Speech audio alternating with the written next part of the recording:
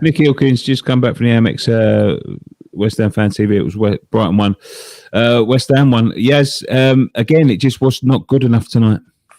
Yeah, just not good enough, really. I mean, before the game started, Sky were looking at our last 7 or 8 games against Brighton and no wins, really.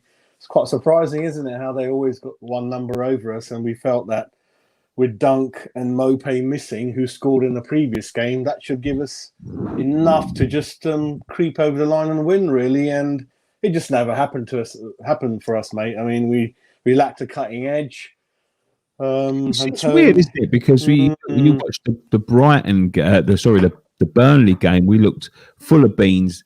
In the last couple of weeks, we've just looked lackluster. We've looked tired. We've looked like we've run out of steam.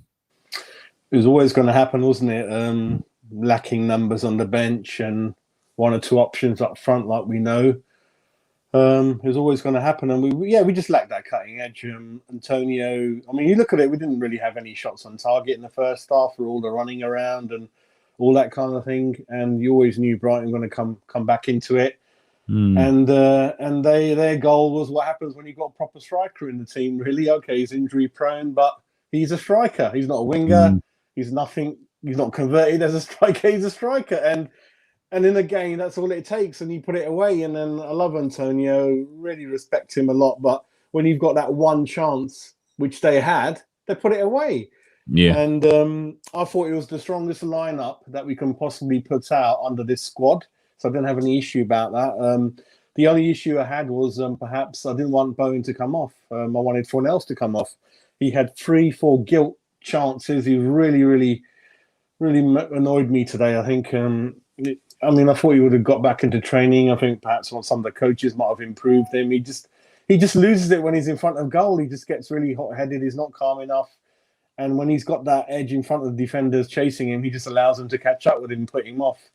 So it's easy to have a go at perhaps Antonio, easy to have a go at the manager sometimes. But when you miss 3-4 chances like Fornells has, and you got to look at the bigger picture. I mean, Dawson had a really good chance, didn't he, when it was difficult to miss with the whole goal gaping in front of him. He just a very careless performance all day long, Nicky. And we're hanging on to 7th place by an inch from Everton, I think, because I believe Tottenham will go above us tomorrow if it goes to plan. And then the only difference with Everton, if they catch up with us with a win, is their goal difference is +3 hours, is around a little bit better than that. So it is what it is, mate, and it's typical West Ham, isn't it? Theirs is +4, I believe, and ours is +10, and they have got Sheffield United.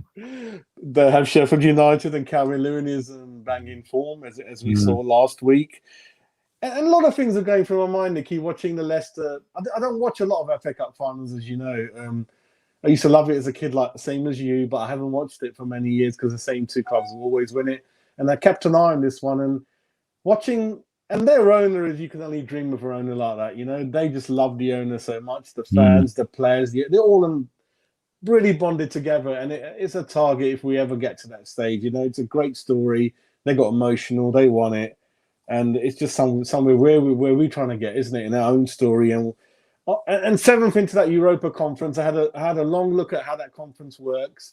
And for me, I think it's good. If we don't get into Europa, I'm happy with it. There's only one team from England that gets into that conference. So 1 from England, 1 from Spain, 1 from Italy, 1 from Germany, and then you got 2-3 from the other lesser European side. So it's something that certainly we can win if we take it seriously. And we don't have to worry about qualifying early because we only come into it in round 4. So you've got 3 qualifying rounds before that. We'll enter it at round 4. Yeah. And it's just something to look forward to. And we're hanging on to 7th spot. And just wanted to say thank you to the Manchester clubs for helping us. We'll remember that. And anytime you need us, we'll be there to help you. So that's not really helped, has it? I mean, yeah, I mean... It is what it is, though. It is what it is. It is what it is. I mean, could have got a penalty. It was very close, 2-3 occasions. Alan Smith, our good friend, always commentating on West Ham games, was there again. And yeah, he didn't really shout much about it. And I think there could have been a penalty again, Nicky. I know sometimes people think I'm not right, but I mean, there's a way where you are unnatural. Yeah, I think it was an unnatural move of the arm. I'll be honest. The last one, isn't it? The last one. Yeah, the last one. I think there's an unnatural, and I think I'll be honest. I thought there was a shove on Fornells in the first half as well. So I think another point is that when we were attacking with trying to attack with pace in the first half, I think only Lingard and Bowen were on the same wavelength. The rest were just not with it, mate. Antonio for one. Antonio's busy buying an ice cream on a halfway line because Lingard is rapid in head movement and what he wants. And apart from Bowen, I don't think we're there. Really happy for. Yeah, sorry. Go ahead. Sorry. Just quickly, yes. Before we go, do you think Lingard suffered a bit from Antonio coming back?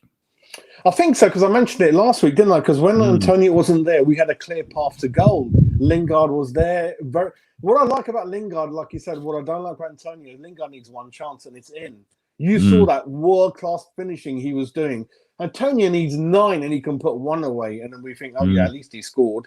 He's not concise. He's not clever like Antonio. And I always said that once we get that striker, hopefully, then for me, Antonio is one of those 3 that play behind. He's not a striker. So I think Lingard certainly would be, if anything, a striker that we've got nearest to, I think. And perhaps Lingard should have been pushed forward and Antonio should go a little bit back that way. And then at least he can cross it in. And I know that Lingard will get on the end of most things, if not. The other thing I was just trying to remember now was, it was about the pace, trying to be calm in front of goal. And we just lacked the cutting edge. I know Brighton a very difficult team to play, by the way. We're not the only team who've come unstuck against them this season. A lot of people sort of can't put them away when it seems easier, rather than done. But our worst forms kind of come to the end, and we just keep our fingers crossed, get over Europe, and just want to do a shout out to Lazio, my second favourite club, just lost in the Roma derby. So unlucky lads, just keep going there. But yeah, Nicky, hopefully we get that. If we don't get that 7th spot, then I don't want to talk to anyone all summer. But hopefully we get it, and I'm up for it, mate. If we get in that Europa Conference, I think it's really good competition, and I personally myself would love to go in some of those European games and things like that, really. So yeah, everyone keep their chins up. We always knew it was always going to come to this at the end because of our squad, and hopefully we've learned from this season and we add 2-3 quality people in the summer. But already, like some of your videos, Nicky, we already crying about money again, and it started again, and because we spent apparently all our reasonable budget on hopefully getting Lingard on board. But yeah, we've got to get European because otherwise we've got to get Lingard in, haven't we? We've got to worry about 1 or 2 other things like that. But yeah, just one of those things again. I think we're just creeping over the line. We've left the worst form to the end, and it's going to be goal difference all the way, getting that 7th position. They got Sheffield United tomorrow. Hopefully they don't put 5-6 past them. But it can happen, can't it? It can, mate, yeah. Yeah. Anyway, yes, thank you so much for coming on, mate. I really appreciate it. Yeah, no problem. Take care, Thank mate.